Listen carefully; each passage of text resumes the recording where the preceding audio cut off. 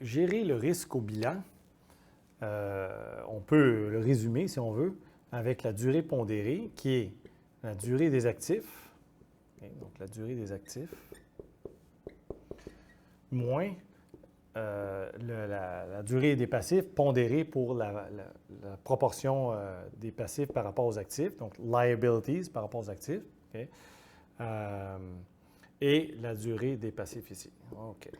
Maintenant, supposons que donc l'idée générale, là, ce serait que tout ceci soit, donc tout ça, là, soit égal à 0.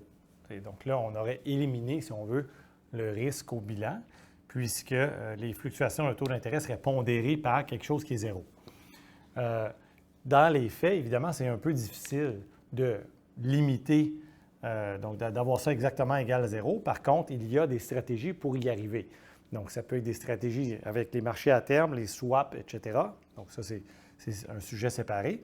Mais même purement, si on a, disons que tout ça n'est pas égal à 0 puis on veut y arriver, donc supposons que c'est supérieur à 0, on peut diminuer la durée des actifs, donc prêter pour moins longtemps, ainsi de suite, ou bien augmenter la valeur des passifs, donc attirer les dépôts, et ainsi de suite. OK? Donc, faire tout pour que tout ça diminue. Si ça, c'est supérieur à 0, puis on veut le ramener à 0, on s'organise pour diminuer tout ça. Et si c'est inférieur à 0, on s'organise pour augmenter tout ça. Et donc, l'idée générale, c'est que si, mettons que c'est positif, okay? Ça veut dire qu'en général, on prête à long terme, on fait des placements ou on achète des actifs de plus long terme et on emprunte à court terme. Ça, c'est classique d'une banque, n'est-ce pas? Donc, une banque, généralement, va avoir, une banque commerciale là, normale, va avoir une durée pondérée du bilan là, qui va être positive. Okay? Ça, c'est classique. Et donc, elle va devoir gérer le risque de taux d'intérêt d'une certaine façon. Okay? D'une certaine façon. Et il y a d'autres types d'institutions financières. Par exemple, les institutions financières qui prêtent à court terme à des hauts taux d'intérêt auront des durées pondérées au bilan négatives. Okay? Donc, pourquoi? Bien, c'est parce que la durée de leur passif, donc la source de leur fonds, est longue, donc ce chiffre-là est gros, si on veut, et la durée de leurs actifs est plus courte. Donc, ils émettent des obligations à 10 ans, par exemple, et ils prêtent pour 2-3 ans à des consommateurs à des taux d'intérêt plus élevés. Et donc, dans ce cas-là, tout ça, ce serait négatif, et ils auraient d'autres stratégies de gestion, évidemment, du bilan. OK?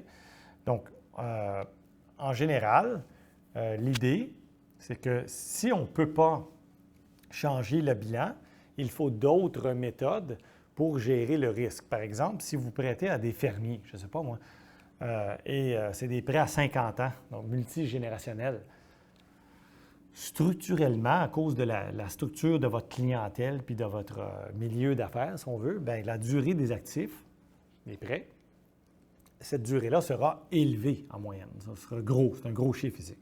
Et donc, généralement, ce serait très positif et ce serait très difficile, évidemment, de dire aux fermiers, bien, soudainement, je ne vous prête plus à 40 ans ou 50 ans, je vous prête pour une période de 5 ans, puis on verra dans 5 ans si je veux vous reprêter.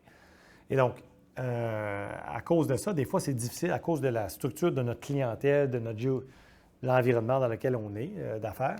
Bien, ça peut être difficile de changer la structure du bilan. Ça peut s'avérer coûteux. Et donc là, il y a des stratégies de couverture du bilan qui vont s'ajouter à ça une fois qu'on aura mieux compris là, les risques au bilan encore plus avec les fluctuations de taux d'intérêt. OK? Donc, j'espère que ça clarifie. On a parlé des institutions financières, de leur bilan, le risque de taux d'intérêt en termes d'entrée-sortie, le risque de taux d'intérêt en termes de fluctuation de la valeur des actifs passifs et donc du capital, et comment comprendre ce risque-là avec des petits calculs simples, durée pondérée des actifs, durée pondérée des passifs, durée pondérée du bilan, changement dans les revenus d'intérêt suite à des changements de taux d'intérêt, et ainsi de suite. OK? Et donc, j'espère que ça clarifie l'ensemble du sujet là, de la gestion des bilans des institutions financières.